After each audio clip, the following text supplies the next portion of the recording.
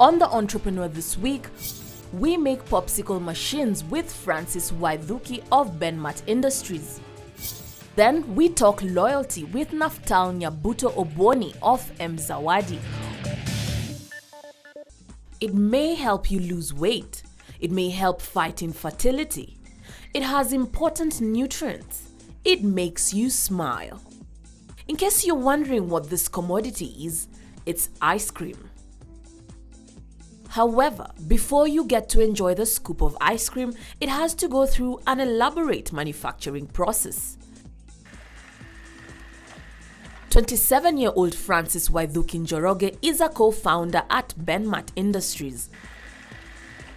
Located in bustling Isili, Benmat Industries specializes in the manufacturing of popsicle machines. We decided to start Benmat Industries when we noticed there was a gap in the ice cream market. A lot of guys in the ice cream business were buying ice cream from people who have come from outside and brought their companies into Kenya. So like you could find someone going into other companies, they purchase ice cream in large amounts, they put them in their shops and they sell to people, making very minimal profit. So we came up with the idea of what about us making a locally made popsicle machine at a minimized cost. Even though Francis and his business partner James Mataro believed strongly in their venture, most Kenyans were reluctant to buy their machines at first. Francis attributes this to the peculiar habit of Kenyans not trusting their own. Guys in Kenya don't tend to trust commodities that are made in Kenya, so we didn't get that much of a good reception. But with time, we tried to squeeze in the machines into the market as much as possible. We could go for shows, trade fairs in all counties just to push the machines. And with time, we have come to grow. We have sold many machines because people are starting to trust our machines than the ones that are imported. Benmat Industries was established in 2005, and like many startups, the company faced myriad challenges before it was even established. Just coming up with the machine requires a lot of capital. Just assembling every part, it requires huge amount of capital. That was the biggest challenge we had. Another challenge we had was just trying to convince the customers, the Kenyan market, that it's working and it's something that we can go against the norm of buying machines from outside. Trying to explore how to make ice cream. You know, the culture of ice cream is still not yet in Kenya as it is in other countries like China. So it took us some time to get the concept of different kinds of ice cream. Starting, you know how businesses are when you start them, getting a personnel who are going to work with your idea, just streamlining things. But with time, I can say we have come far. In order to attract and retain new customers, Francis has been offering after-sales services to his customers. Offering after-sales services is crucial to the customer as it provides important help and information about how the popsicle machines work. When you buy a machine from us, we try and work with you. We'll give you a guideline of events, events that will set you on the right path in the business of ice cream. We show you how to make the ice cream. We also service your machine frequently. So once you buy it, we'll give you 3 months of free servicing. Again, we'll still work with you on the path of ice cream business because many of our customers are new ones to the business. So we tend to sign a pact where we can follow up on you. How is your machine? How are you doing? Francis, a mining engineering graduate from the Jomo Kenyatta University of Agriculture and Technology, comes from a family of serial entrepreneurs. This, he admits, was a huge determining factor in his preferred career path. So instead of supervising the construction of mine shafts and tunnels, Francis is more at home designing popsicle machines. From our background and just from home, most of us are self-employed. Most of us, yes, we've studied, but most of us try to be in the line of having our own jobs, at least we can pay ourselves. That's what I'll say, because the business it just got into me when I was young. I studied things far away from ice cream, but being introduced into the ice cream culture when I was still a little boy made me into this, gave me this morale to know more about ice cream. Each time I could taste ice cream from different shops, I just felt like one day I wanted to make my own ice cream and my own machine. So that's when we sat down with my brother and we decided, let's try this thing. Yeah, and it came out to be successful.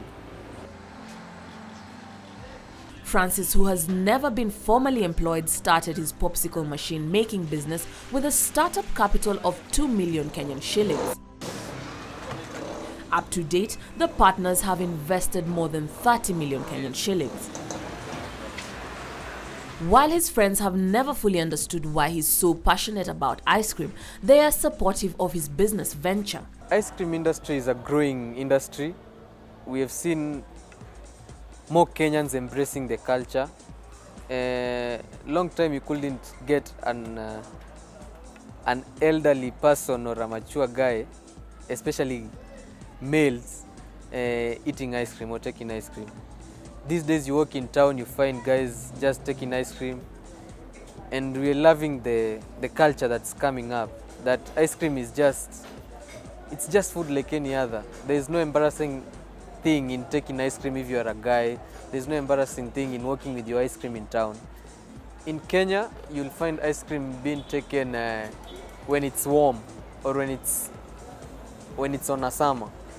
But when you go to other countries like China, US, ice cream is just taken as food. You'll find ice cream at home, guys taking it for dessert, guys just having ice cream anytime they want. That's why I want to see Kenya going.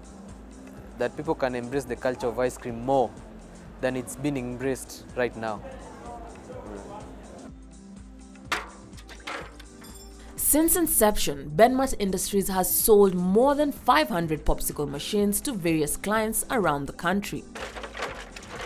The company mostly targets small-scale ice cream traders.